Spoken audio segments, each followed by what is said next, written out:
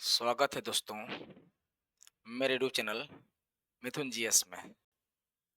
आज की इस वीडियो में बात करेंगे क्लास 8 जियोग्राफी चैप्टर 1, जिस चैप्टर का नाम है रिसोर्सेस। रिसोर्सेस क्या होते हैं, ये कितने टाइप्स के होते हैं, इन सारी टॉपिक को एक एक करके इस वीडियो में हम लोग बात करने वाले हैं।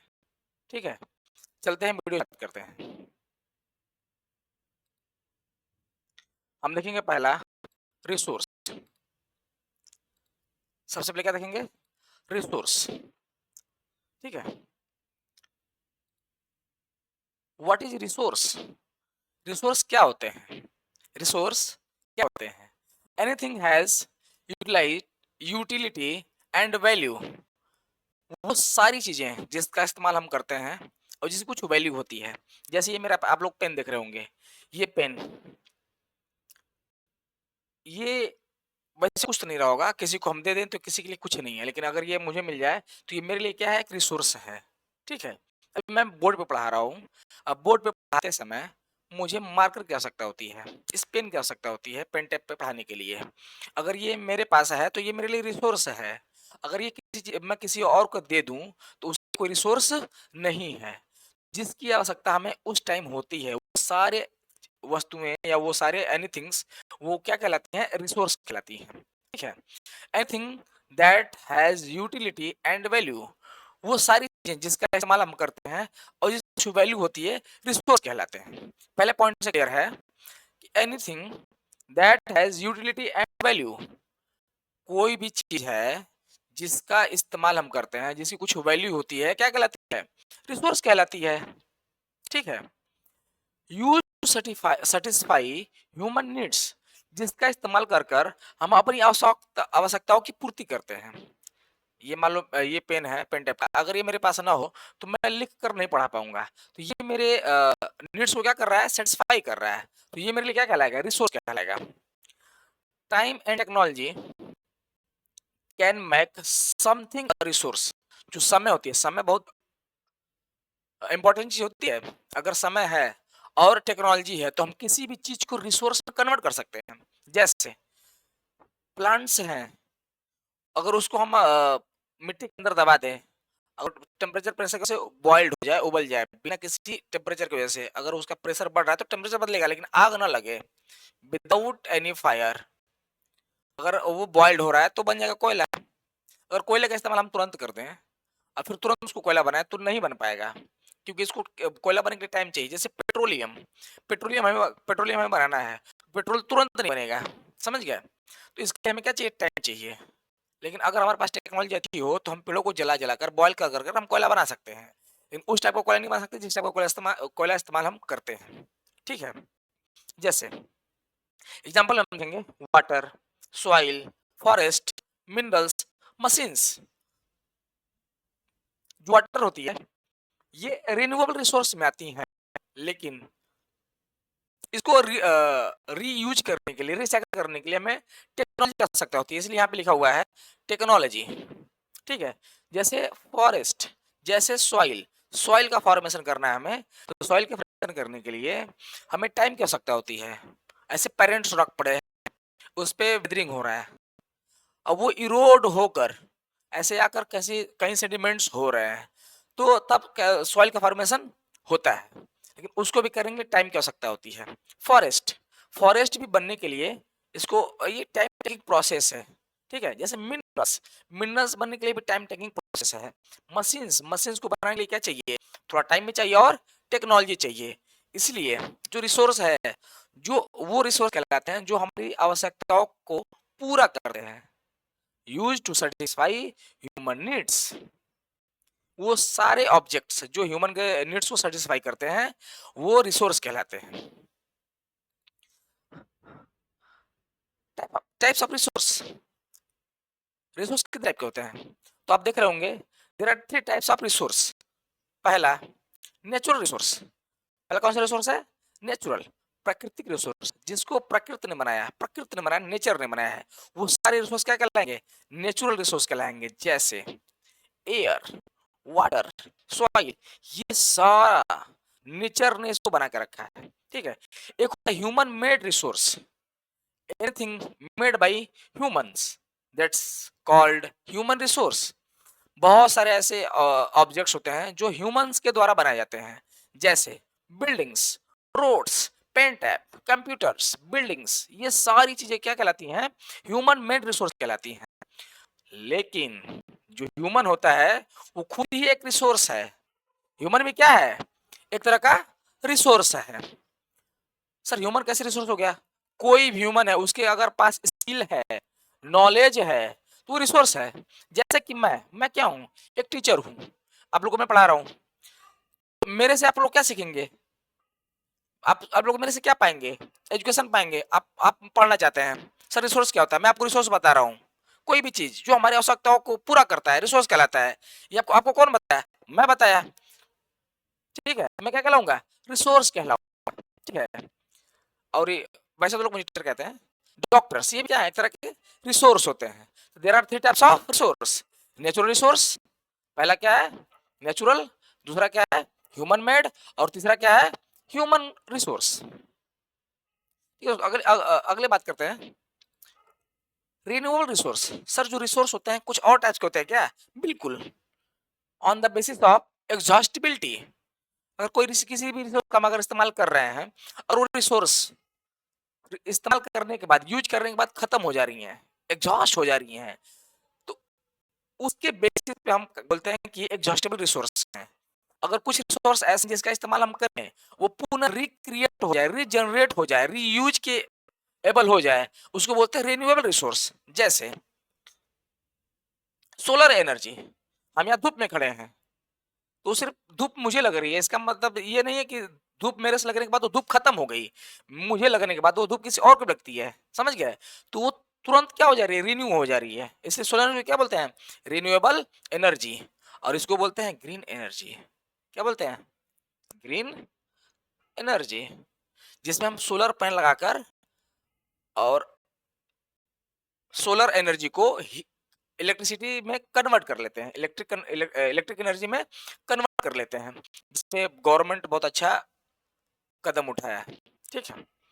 विंड एनर्जी, विंड एनर्जी, अभी हम हवा ले रहे हैं, ठीक है, मेरे पीछे कोई बैठा हुआ है, क्या उसको हवा नहीं लगेगी? बिल्कुल उसको हवा लगेगी, डेफिनेटली उसको हवा लगेगी, क्योंकि जो विंड है वो मेरे लगने के बाद क्या हो जा रही है? मेरे से टच होने के बाद जो पी जा रही है, तो रिन्यू हो जा रही है। इसलिए विंड को क्या बोलते हैं? विंड को रिन्यूएबल रिसोर्स बोलते हैं। वाटर, वाटर भी क्या है? रिन्यूएबल रिसोर्स है। लेकिन आप लोग देखते होंगे वर्ल्ड वाटर डे के दिन कि हम बोलते हैं सेव वाटर। हम क्या कहते हैं? Save water. Sir save water का मतलब हम पानी को बचा लेंगे? बचाएंगे नहीं, कोशिश करेंगे बचाने के लिए। सर पानी तो बहुत ज्यादा है, पानी बचा के क्या करेंगे? पानी हमारे पास बहुत ज्यादा है, वाटर हमारे पास बहुत ज्यादा है, लेकिन इस्तेमाल में जो आने वाले वाटर है, जिसको हम डायरेक्ट पी सकते हैं, उसको फ्रेश वाटर बोलते हैं, ताजा पानी, वो बहुत ही कम मात्रा में है। ठीक है। अगर वो पानी का हम रीयूज मिस यूज कर दें, वो पानी चला गया कहीं और फिर वो वाटर वेपर बन के कंडेंसेशन प्रोसेस कहीं और बारिश करा दिया, तो सारा फ्रेश वाटर कहीं और चला जाएगा और हमारे पानी की स्कैर्सिटी हो जाएगी, किल्लत हो जाएगी। इसलिए हम क्या करते हैं? सेव करते हैं, और हम चलाते हैं save water. World water day को मनाते हैं। फॉरेस्ट, फॉरेस्ट भी हमारे यहाँ के नेचुरल रिसोर्सेज में आते हैं, और ये रिन्यूएबल रिसोर्स होते हैं। अगर आज हम पेड़ों को काट रहे हैं, तो पेड़ फोटोसिंथेसिस कर रहे हैं, उस फोटोसिंथेसिस प्रोसेस में बहुत ज्यादा कार्बन डाइऑक्साइड को एब्जॉर्ब किया जाता है, सिंक किया जाता है, और बदले में क्या मिलता है? ऑक्सीजन। पेड़ हमें क्या देते हैं? ऑक्सीजन देते हैं। फॉरेस्ट में क्या देते हैं? ऑक्सीजन देते हैं। इसलिए फॉरेस्ट भी क्या कहलाएंगे? रिन्यूएबल रिसोर्स कहलाएंगे। ओके दोस्तों। सर तो नॉन रिन्यूएबल रिसोर्स कौन से होते हैं? आप देख सकते हैं पीपीटी पे, वो सारे रिसोर्सेज जिसको रिफॉर्म होने में, रिक्रिएट होने में, रीयूज करने के लिए, रिसाइकल होने में काफी लंबा टाइम लगता है, उसको क्या बोलते हैं? Non renewable resource. जैसे कोयला, कोयला किस में आता है? Non renewable resource. अभी जिस कोयले का इस्तेमाल हम करते हैं, जिस कोल का इस्तेमाल करते हैं, वो कोल्स काफी मिलियन सालों पहले बनी हुई थी, जिसका अभी इस्तेमाल करते हैं, फिर उसको पुनः बनाने के लिए बहुत लंबा टाइम लगेगा। ठीक है। पेट्रोलियम, पेट्रोलियम को क्रूड ऑयल के द्वारा निकाल के रिफाइनरी में पेट्रोल बनाते हैं, जिसका इस्तेमाल करते हैं। ये भी क्या है? अभी इंजन में डालेंगे, टंकी में डालें, बाइक चलाएं, फिर वापस हमें भराना पड़ता है अगले दिन। क्यों? क्या हुआ? पेट्रोल जल गए, समझ गए?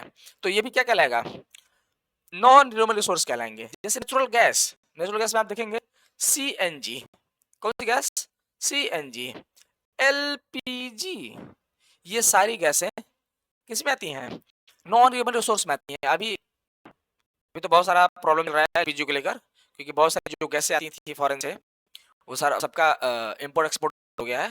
तो यहाँ पे एलपीजी गैस की बहुत ज़्यादा किल्लत हो गई, बहुत ज़्यादा किल्लत हो गई है। ठीक है, अगर ये हमारे पास होता है, अगर रिन्यूएबल सोर्स होता तो इसको हम वापस रिप्रोड्यूस कर सकते थे, रीन्यू कर सकते थे, रीयूज कर सकते थे, रिसाइकल कर सकते थे। ठीक है, तो ये सब किस में आते हैं, कोल, पेट्रोलियम और नेचुरल गैस, ये सब रिन्यूएबल रिसोर्स में आते हैं। ठीक है, हम बात कर रहे हैं रिसोर्स कंजर्वेशन की। किसकी बात कर रहे हैं, रिसोर्स कंजर्वेशन की। समझ में आ रहा है कि नहीं आ रहा है कि बस वीडियो बैठ के देख रहे हो? अगर समझ में आ रहा है तो लाइक करो। हम पढ़ेंगे रिन्यूएबल रिसोर्स कंजर्वेशन। किसकी बात करें, रिसोर्स कंजर्वेशन की। रिसोर्स को कंजर्व करना है सर। रिसोर्स कंजर्वेशन का मतलब रिसोर्स को बचाना। सर कैसे बचाएंगे, उसके कंजप्शन को रिड्यूस करके, जितने हमें पानी वाटर की आवश्यकता है, पानी की आवश्यकता है नहाने के लिए, पीने के लिए, कपड़े धुलने के लिए, उन सब का इस्तेमाल हम लिमिटेड करें, एक लिमिट में करें, तो उसको हम कंजर्व कर सकते हैं। ठीक है, अगर उसको उसका हम बचाव करें किसी तालाब में, किसी पॉन्ड्स में, उसको अगर हम स्टोर कर लें आसपास, तो वो वापस ग्राउंड वाटर में कन्वर्ट हो जाएगी। उसको हम फिर हैंडपंप से, टुल्लू से, मोटर से, समरसेबुल से, किसी भी चीज से उसका इस्तेमाल वापस कर सकते हैं, रीयूज कर सकते हैं। ठीक है, प्लास्टिक का इस्तेमाल कर रहे हैं, तो ऐसे प्लास्टिक का इस्तेमाल करें जिसका हम क्या कर सके, रीयूज कर सके। जैसे पेपर्स को हम रीयूज कर सकते हैं, रिसाइकल कर सकते हैं। इसे बोलते हैं save resource for future generation, this is called resource conservation. अगर हम रिसोर्स का बात कर रहे हैं फ्यूचर जनरेशन के लिए, अभी हम मान लीजिए बहुत सारे इस्तेमाल कर रहे हैं, पेड़ों को काट काट के टिम्बर्स का इस्तेमाल कर रहे हैं, ये कर रहे हैं, वो कर रहे हैं, सारे फॉरेस्ट खत्म कर दिए हैं। आने वाली जनरेशन के पास एक भी टिम्बर नहीं बचेगा।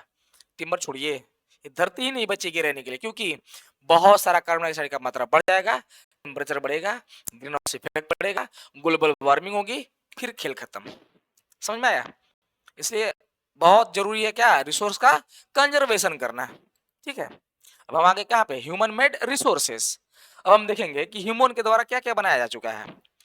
जो सारी चीजें हम अपने आसपास देखते हैं, हम घर में रहते हैं, मोबाइल चलाते हैं, कंप्यूटर चलाते हैं, बेड पर सोते हैं, पंखे का हवा लेते हैं, एसी का इस्तेमाल करते हैं, कूलर का इस्तेमाल करते हैं, फ्रिज का इस्तेमाल करते हैं, मोबाइल का इस्तेमाल करते हैं, सारा मेड बाय ह्यूमंस।